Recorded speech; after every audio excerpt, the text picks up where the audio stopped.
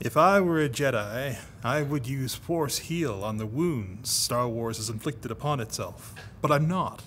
So... AMD has confirmed some heavily anticipated upcoming product releases of their Q1 financial results, which had some pretty nice numbers, by the way. Oh, yeah.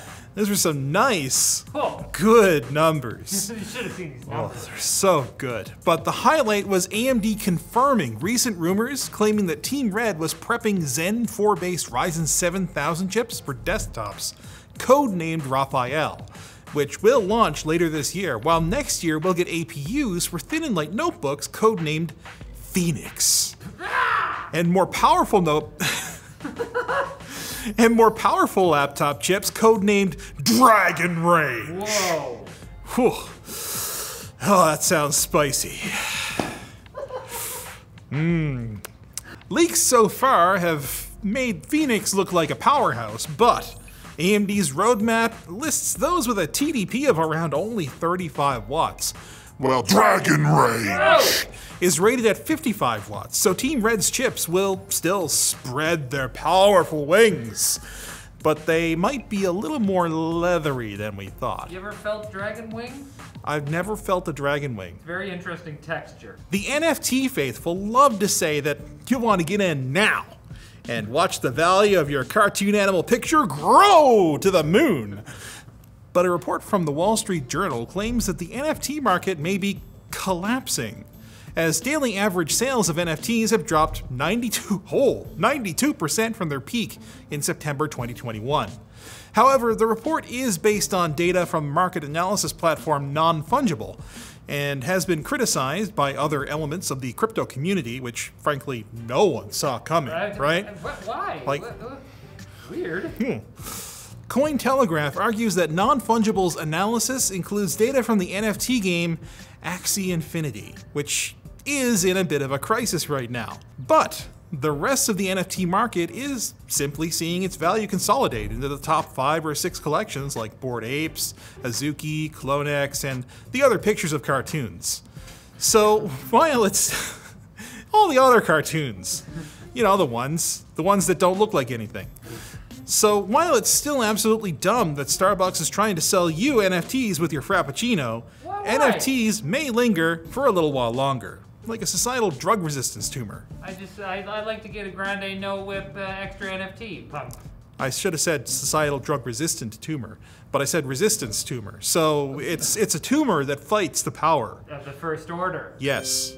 And India thinks that the thing that VPNs do, you know, protect your privacy, is dumb. And they should actually do the opposite of that. Okay. Yeah, it's an interesting perspective. Last week, the company's Ministry of Electronics and IT ordered VPNs to keep user data, including customer names, physical and IP addresses, usage patterns, and more for 5 years or more, or face up to a year in prison. And it's not just VPNs either. Data centers, cloud service providers are also affected by the order. Like, I mean, what? VPNs... okay, VPNs regularly advertise not keeping data as a selling point for their services, so needless to say, this order doesn't make a ton of sense. Although the order went out on April 28th, businesses have until June 27th, which is not that long actually, to get their systems in order, and then we can all have a nice internet where nothing bad happens ever. This will fix it, I think. Yeah, this and TikTok. Yeah, just ban TikTok. We're heading in the right direction. And make it so that you have to keep all the data, and that way, world peace. And now it's time for the NFT bits. Brought to you by MANSCAPED, who have partnered with the Testicular Cancer Society, and for some reason I can't say testicular very often, the Testicular Cancer Society, to help you take care down there. This year, for a limited time, get their new special edition TCS Lawnmower 4.0 electric waterproof trimmer. Because with its launch, Manscaped is donating $50,000 to the TCS to help those impacted by testicular cancer. Head to manscaped.com/TCS to grab your lawnmower and, as always, use code TECH at checkout for 20% off and free shipping. I see quick bits. In the way you look at me, it just feels... bits. Good. Is that what you were? Is that what you're going for? Yeah, that's perfect. Okay. TikTok is taking its position as the de facto culture generator for the youths, A bit more seriously with the announcement of TikTok Pulse, a program that will allow creators to earn revenue from ads run alongside their videos. Kind of like how YouTube does creator payouts. But said ads will only run on the top 4% of all videos on TikTok. And only creators with at least 100,000 followers are eligible. We wish to extend our heartfelt congratulations to all the e-girls. You earned this. You really did, come on.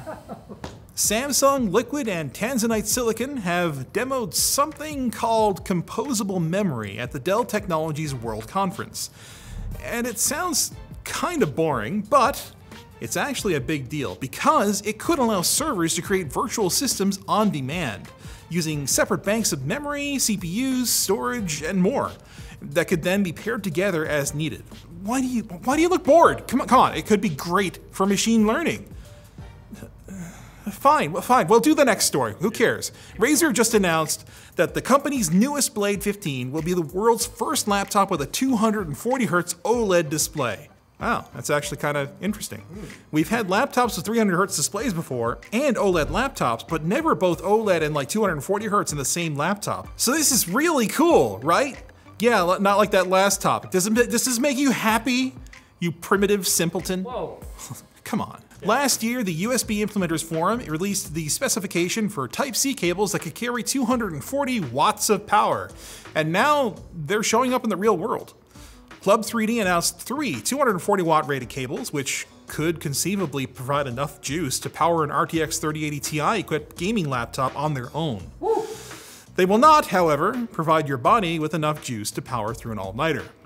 Do not try this. I already did. Too late. How did it go? I feel great.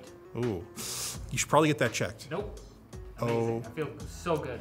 Euphoria is a bad sign sometimes. And watch out, SpaceX! There's another rocket booster catching company in town. After it delivered a payload of satellites into orbit, Rocket Lab successfully caught their parachuting Electron booster with a Sikorsky S-92 helicopter. However, the pilot thought the load was a bit concerning and jettisoned the rocket into the sea, where it was recovered by boat. But the company is still marking the exercise as a success, since the data gathered here will make the next recovery trivial. Now they just need to buy a social platform and they'll be tied with SpaceX. Same thing. Same thing. Maybe buy Rivian too?